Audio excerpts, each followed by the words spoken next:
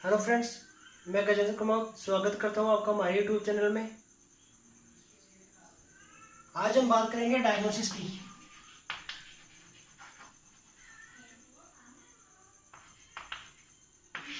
और मैनेजमेंट उनकी बात करेंगे आज अपन। तो सबसे पहले तो हिस्ट्री कर लेंगे पेशेंट की। हिस्ट्री के बाद उसका फिजिकल एग्जामिनेशन कर लेंगे। फिजिकल एग्जामिनेशन कर लेंगे पेशेंट का। ठीक है फ्रेंड्स, तो हिस्ट्री और फिजिकल एग्जामिनेशन ले लिया हमने। ब्लड टेस्ट करवाएंगे, blood test, blood serum test. क्योंकि हमने देखा था कि जो ब्लड है उसमें एक तो कंडीशन मिली थी में सोडियम है उसका लेवल कम मिल रहा था, मतलब हाइपोनेट्रेमिया, हाइपोकेलेमिया। ओके, सोडियम का लेवल है वो देखेंगे, पोटेशियम का लेवल है वो चेक करेंगे। इसका लेवल इंक्रीज मिल रहा था, इसका लेवल डिक्रीज मिल रहा था। टेस्ट करवाएंगे हम। तो सीरम टेस्ट में हम इनको चेक कर लेंगे जो ये कंडीशन मिल रही है। यदि सोडियम का लेवल डिक्रीज मिल रहा है और पोटेशियम का लेवल इंक्रीज मिल रहा है तो हम डिटेक्ट कर सकते हैं ARF को। इसके बाद में हम करवाएंगे रीनल फंक्शन टेस्ट। इसमें क्या होगा, जो रीनल के फंक्शन है उनको चेक करेंगे। ठीक है, इसमें अपन करवा सकते हैं क्रिएटिनिन। क्रिएटिनिन चेक करेंगे क्योंकि क्रिएटिनिन है वो यूरिन में ज़्यादा मिल रहा था। किसके कारण मिल रहा था? रीनल फंक्शन था। यदि रीनल का फंक्शन प्रॉपर से अच्छे से नहीं होगा तो क्रिएटिनिन है उसका लेवल बढ़ जाएगा।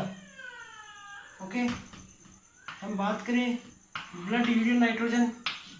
ब्लड यूरिन नाइट्रोजन है उसका लेवल ब्लड में इंक्रीज हो रहा था। ठीक है, उसका लेवल ब्लड में इंक्रीज हो रहा था, मतलब जब इसका लेवल है यूरिन में इसका लेवल ज़्यादा नहीं मिलेगा।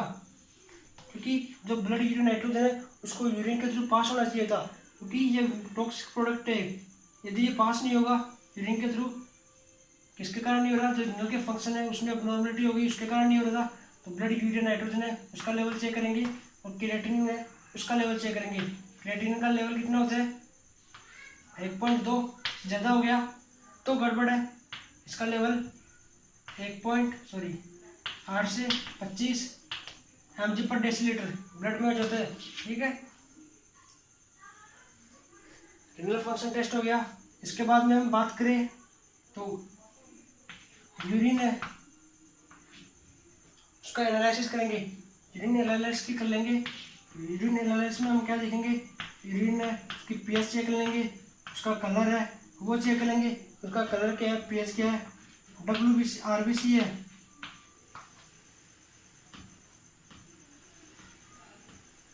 RBC WBC वो इंक्रीज देखने को मिलेगी हमें। RBC इंक्रीज किसे मिलेगी? क्योंकि हमने एक और देखा था ग्लोमेरुलोनेफ्राइटिस, वहाँ पे फिल्ट्रेशन नहीं होता, और फिल्ट्रेशन है वो नहीं होता तो ब्लड है वो भी यूरिन में आ सकता था। ठीक है, तो RBC है वो यूरिन में देखने को मिलेगी, RBC WBC वगैरह। इसके बाद में बात करें तो अल्ट्रासोनोग्राफी।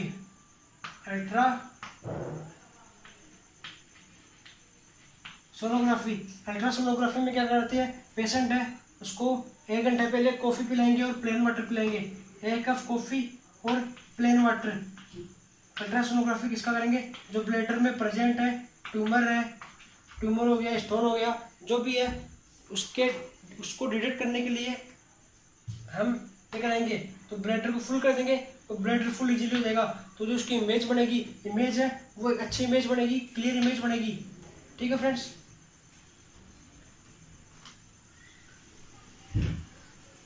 हम ब्लैडर को फुल कर देंगे वाटर और जो वाटर पिलाएंगे तो उसकी जो इमेज है वो क्लियर आएंगी। अब हम स्टोन वगैरह है, जो किडनी में स्टोन है या ट्यूमर है उसको इजीली डिटेक्ट कर सकते हैं अपन। ठीक है, इसके बाद में हम करवा सकते हैं एक्सरे,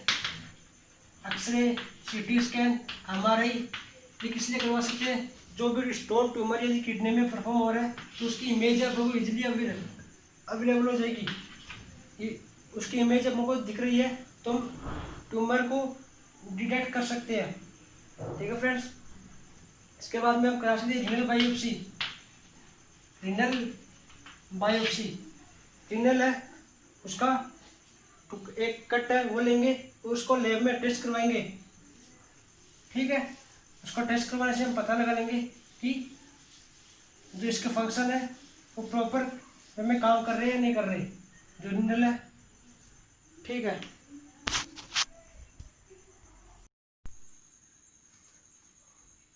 हम देख रहे थे रिनल बायोप्सी।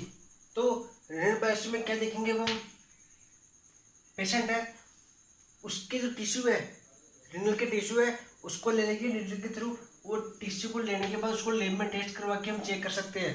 ठीक है फ्रेंड्स, इसके बाद में हम अल्ट्रासोनोग्राफी भी देख लीजिएगा। पोजीशन की बात कर रहे थे रिनल बायोप्सी में, पोजीशन टेस्ट करवाने से पहले तो हम देंगे पेशेंट को प्रोन पोजीशन,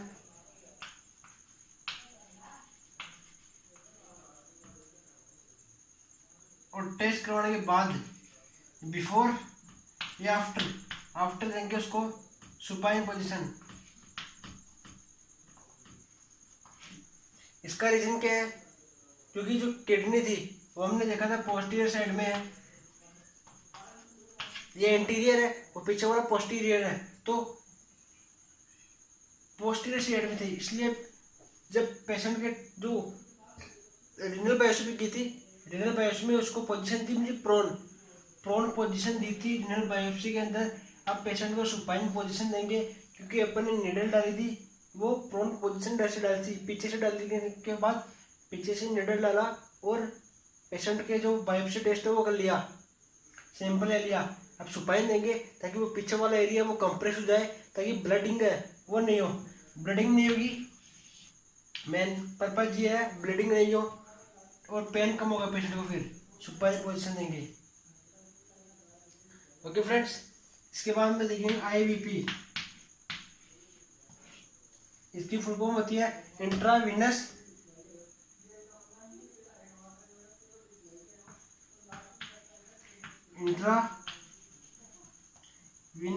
प्लियोग्राम।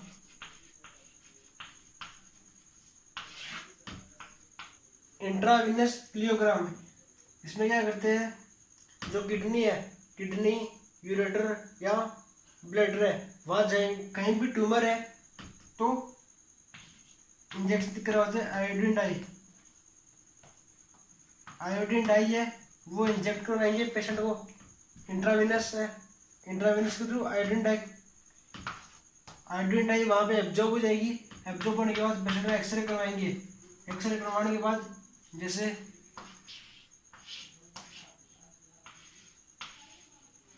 ये है, यहाँ से मान लो ट्यूमर है पेशेंट को, ओके, यहाँ पे ट्यूमर है, आयोडीन डाई अपने इंजेक्शन लगवा आयोडीन डाई का, तो जैसे आयोडीन डाई इसको, जो ट्यूमर है वो आयोडीन को एब्जॉर्ब कर लेगा। ठीक है, इसके चारों ओर हो जाएगा। इसलिए जब अपन स्ट्रक्चर देखेंगे इसकी, ठीक है, चारों एरिया ब्लॉक कर देगा। यदि यहाँ पे होगी तो यहाँ पे किडनी में होगी, तो मतलब जो इसकी ये ट्यूमर है उसकी साइज है उसको एलिवेट कर सकते हैं, साइज पता लगा सकते हैं। तो अपन देख सकते हैं कि जो स्टोन वगैरह फॉर्मेशन हो वो कितना बड़ा है। इस प्रकार वो आयोडीन डाई है वो एब्जॉर्ब कर लेगी और हम एक्सरे में उसको आसानी से देख सकते हैं। ठीक है, तो ये हमने जो डायग्नोसिस है वो देख लिया।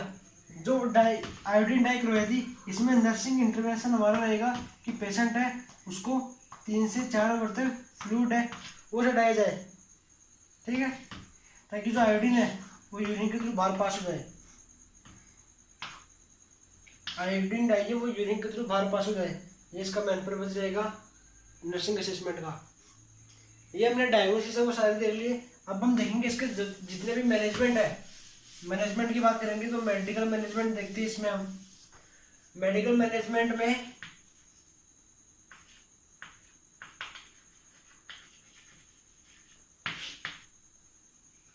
सबसे पहले देखिए पेशेंट को डायूरेटिक। हमने देखा था कि पेशेंट को एडिमा हो रहा था, ओके, एडिमा हो रहा था पेशेंट को, तो एडिमा को डिक्रीज करने के लिए डायूरेटिक देंगे। डायूरेटिक में क्या आ गया, लेसिक्स मतलब फ्यूसामाइड, ओके। फ्रूसमाइड है वो देंगे पेशेंट को। फ्रूसमाइड क्या करेगा, एक्सेसिव यूरिनेशन करवाएगा, यूरिन आउटपुट ज़्यादा हो जाएगा, जिससे एडिमा की कंडीशन वो दूर हो जाएगी। इसके बाद हम देंगे पेशेंट को, हाइपरटेंशन हो रहा था इसके कारण, ठीक है, हाइपरटेंशन हो रहा था पेशेंट को, तो एंटी हाइपरटेंशन ड्रग देंगे।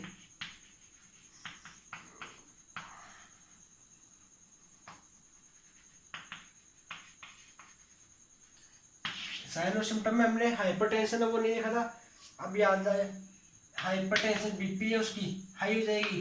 बीपी हाई कैसी होगी, क्योंकि एडिमा हो रहा था, एडिमा होने से ब्लड का वॉल्यूम ज़्यादा हो गया था और ब्लड वेसल्स में प्रेशर डालेगा, तो उसको एंटी हाइपरटेंशन ड्रग है वो प्रोवाइड करेंगे। एंटी हाइपरटेंसिव ड्रग है, उसको याद करने का इजी वे बताता हूँ मैं आपको। एक तो 50 वर्ष से जो उनकी एज 50 से कम है उनको रख देंगे, जिनकी एक 50 से ज़्यादा है, जिनकी एज 50 से कम है उनको ए और बी ड्रग्स देंगे, और ज़्यादा है उनको सी और डी ड्रग्स देंगे, ठीक है। अब ए और बी इसका मतलब क्या है, तो सी और डी। ए मतलब ACE inhibitor, angiotensin converting enzyme inhibitor. इसमें क्या आ गई, लेंसोप्रिल, एनालप्रिल, केटाप्रिल, हाइपरटेंसिव जो टॉपिक देखा था हमने उसमें सारे ड्रग्स बता रखी है मैंने। B beta blockers, beta blockers में बीटा ब्लॉकर्स क्या कर रहा था, इसमें आप देखेंगे एटिनोल, प्रोपेनोल और nadolol. Calcium channel blocker, calcium channel blockers, और डी है डायूरेटिक्स, ठीक है। तो कैल्शियम चैनल ब्लॉकर्स में क्या आ गए, एम्प्लोडिन, निफिडिडिन, निफिडिडिन, एम्प्लोडिन, डायूरेटिक्स, लेसिक्स आ गया। तो ACE इनहिबिटर है, लेंसोप्रिल, केटोप्रिल दे देंगे, वेजो कॉन्ट्रैक्शन है वो नहीं होगा, जिससे जो बीपी है वो डिक्रीज हो जाएगी। एटिनोल है, एटिनोल, प्रोपेनोल, सिंपैथेटिक स्टिमुलेशन कर रहे थे वो नहीं करेंगे। कैल्शियम चैनल ब्लॉकर्स, जो कैल्शियम की एंट्री उसको ब्लॉक कर देंगे, और डायूरेटिक्स, ठीक है फ्रेंड्स। ये 50 से जिनकी एज कम हो उनको देंगे, 50 से ऊपर वालों को देंगे। इसके बाद पेशेंट को नोजिया वोमिटिंग हो रहा था तो एंटीमेटिक्स दे सकते हैं, एंटीमेटिक्स, एंटीमिक्स में ओंडेस्ट जो डोम्पिरिडिन है, डोम्पिरिडिन, ओंडेस्ट्रोन, ठीक है। इसके बाद में पेशेंट है उसको सीजर्स आ रहे थे, सीजर्स आ रहे थे तो उसके लिए एंटी इपिप्लास्टिक, एंटी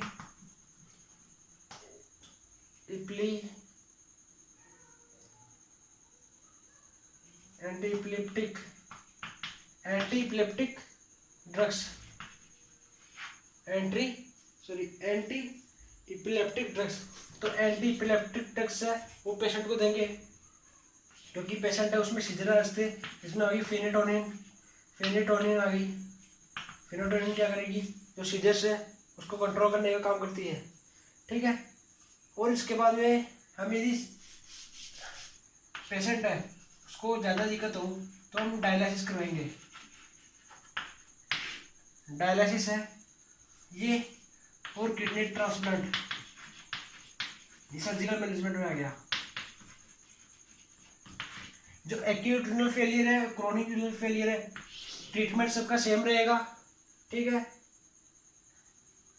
इसमें हम ले सकते हैं विटामिन, क्योंकि ये ठीक हो जाती है, ये रिवर्सिबल प्रोसेस है, बट क्रोनिक है वो इनरिवर्सिबल है। तो क्रोनिक में विटामिन डी है, वो भी अब जो वो भी पेशेंट को देंगे, वो हम क्रोनिक में देखेंगे।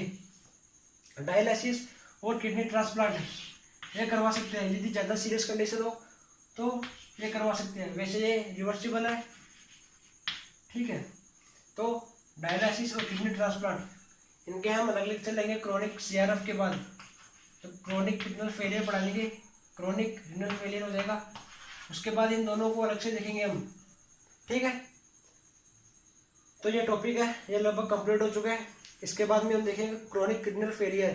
क्रोनिक किडनी फेलियर है वो सेम इसके जैसा होता है, उसमें भी कॉज वगैरह यही होंगे, साइन सिम्टम्स भी यही होंगे, डेफिनेशन हो जाएगी वो चेंज हो जाएगी। उसमें क्या है, इसमें सडन हो रहा था, उसमें क्रोनिक हो जाएगा और प्रोग्रेसिवली हो जाएगा। वो यहाँ पे रिवर्सिबल है, वहाँ इरिवर्सिबल हो जाएगा। ठीक है, साइन सिम्टम्स ये हो गए, कॉज ये हो गए, जो डायग्नोसिस है वो भी ये हो जाएंगे, सेम है, और जो ट्रीटमेंट है वो भी ये रहेगा लगभग। इसमें क्या चेंज होगा अपना, एक डायग्नोसिस बताना है हमको, एक किडनी ट्रांसप्लांट। तो अगले लेक्चर में जो क्रोनिक में जब बेसिक बेसिक चीज़ें हैं वो हम फटाफट करवा देंगे। उसके बाद में डायलिसिस और किडनी ट्रांसप्लांट है, ये दो है इम्पोर्टेंट, ये करवाएंगे। Okay friends, best of the luck.